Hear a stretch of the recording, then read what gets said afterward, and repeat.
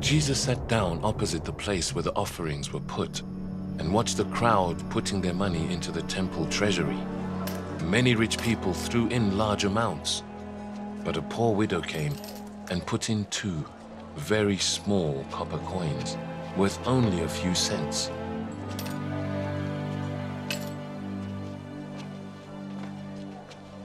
Calling his disciples to him, Jesus said, "Truly I tell you, this poor widow has put more into the treasury than all the others.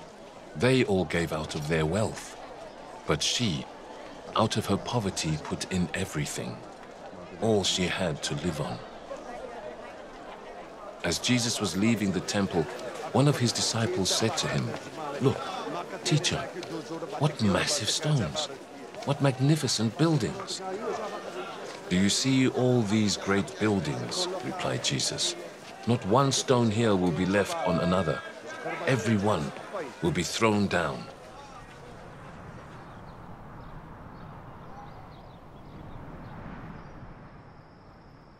As Jesus was sitting on the Mount of Olives opposite the temple, Peter, James, John, and Andrew asked him privately, "Tell us, when will these things happen? And what will be the sign that they are all about to be fulfilled?" Jesus said to them, "Watch out that no one deceives you. Many will come in my name claiming I am he, and will deceive many. When you hear of wars and rumors of wars, do not be alarmed. Such things must happen, but the end is still to come. Nation will rise against nation, and kingdom against kingdom. There will be earthquakes in various places and famines.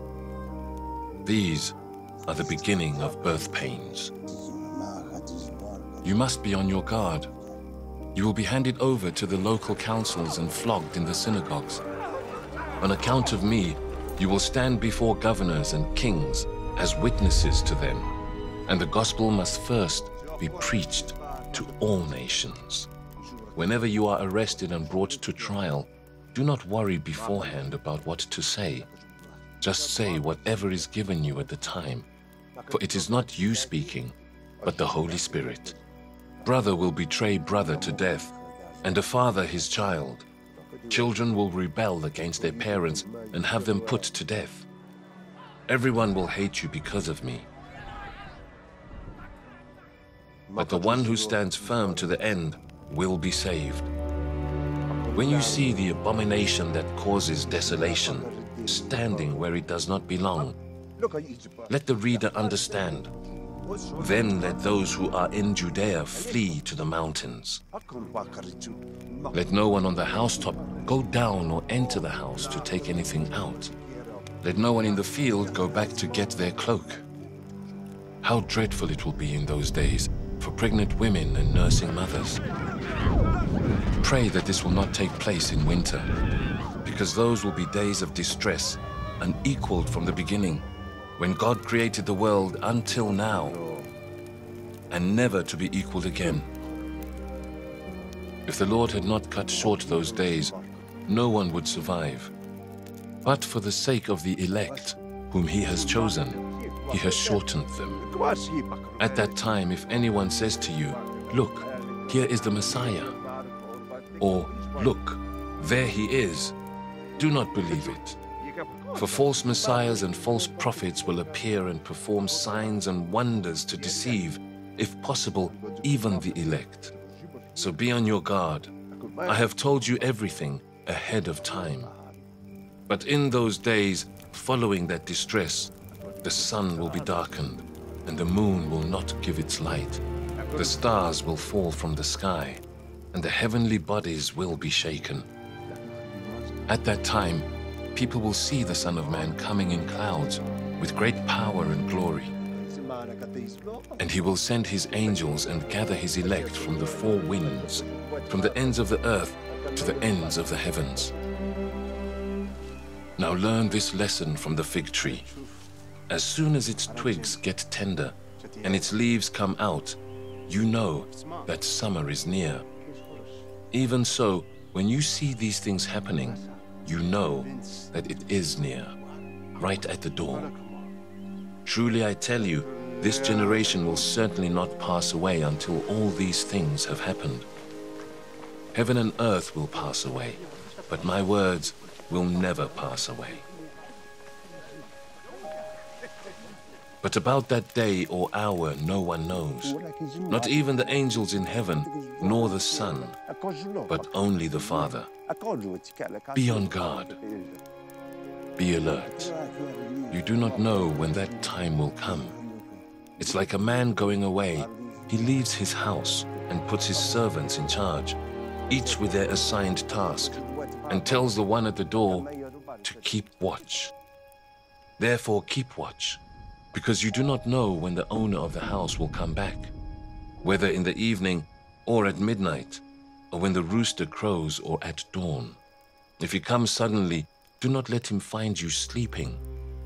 What I say to you, I say to everyone. Watch.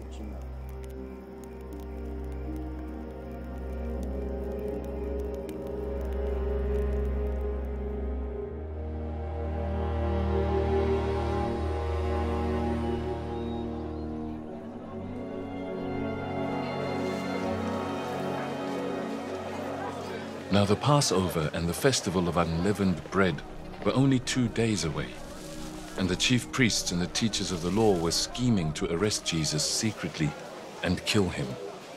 But not during the festival, they said, or the people may riot.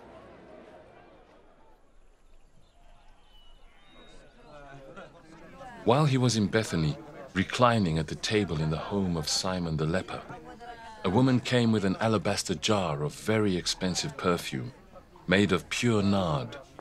She broke the jar and poured the perfume on his head. Some of those present were saying indignantly to one another, "Why this waste of perfume? It could have been sold for more than a year's wages and the money given to the poor." And they rebuked her harshly. "Leave her alone," said Jesus. "Why are you bothering her? She has done a beautiful thing to me. The poor you will always have with you, and you can help them any time you want. But you will not always have me. She did what she could. She poured perfume on my body beforehand to prepare for my burial. Truly I tell you, wherever the gospel is preached throughout the world, what she has done will also be told in memory of her."